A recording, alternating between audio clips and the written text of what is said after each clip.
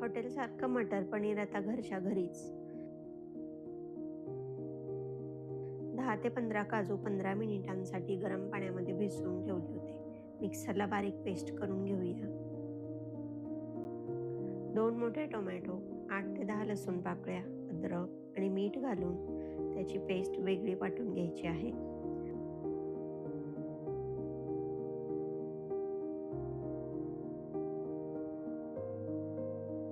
कढईतले तेल तापले की जिरे घालायचं. जिरे तडतडले की कांदा आणि मीठ घालून भाजायला ठेवूया. मीठ सांभाळून घालायचं आहे. आपण पेस्टमध्ये मीठ ऑलरेडी वापरलेलं आहे.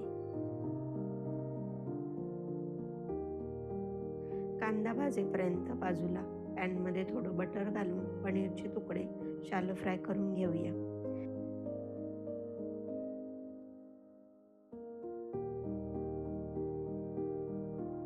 गॅस मंदच ठेवायचा आहे. मध्ये मध्ये बाजू पलटून थोडा लालसर रंग आला की गॅस बंद करायचा.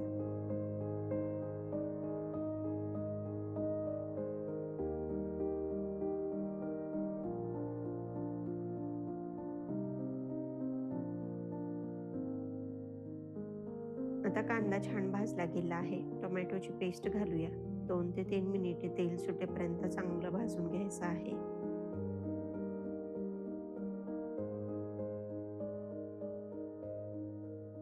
तेल वेगळं व्हायला सुरुवात झाली आहे. काजू पेस्ट घालूया.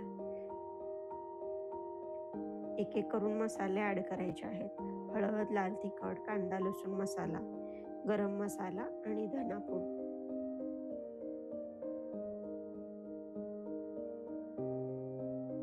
तुमच्याकडेही काही टिप्स असतील तर निसंकोचपणे कमेंट सेक्शनमध्ये शेअर करा.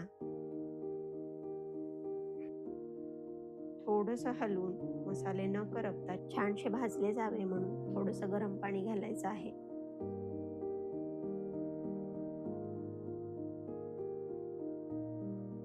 दोन ते 3 मिनिटे मसाले व्यवस्थित भाजून घ्यायचे आहेत. आता अर्धा किलो हिरवा वाटाणा घालते. थोडंसं परतून घ्यायचं आहे.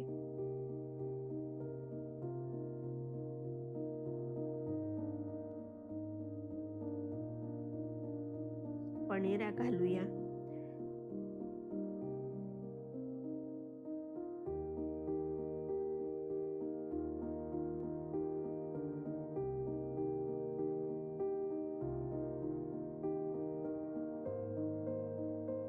पनीर फ्राय केलेल्या कढईत गरम पाणी केलंय तेच वरून घालायचं आहे.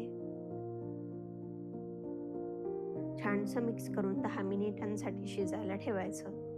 पनीर कढईला खाली चिटकू नये म्हणून 2-3दा मध्ये हलवून घ्यायचं आहे. 10 मिनिटानंतर तुम्ही पाहू शकता मटर पनीर तयार आहे. थोडीशी कोथिंबीर घालूया. गॅस बंद करून 2 मिनिटांसाठी झाकून ठेवायचं. 2 मिनिटांनी किती छान रंग आलाय तुम्ही पाहू शकता आणि अगदी हॉटेलसारखीच कन्सिस्टन्सी पण आलेली आहे. तुम्हाला मटर पनीर कशासोबत खायला आवडतं नक्की सांगा. भेटूया लवकरच. तोपर्यंत काळजी घ्या. घरच्यांसोबत स्वतःची.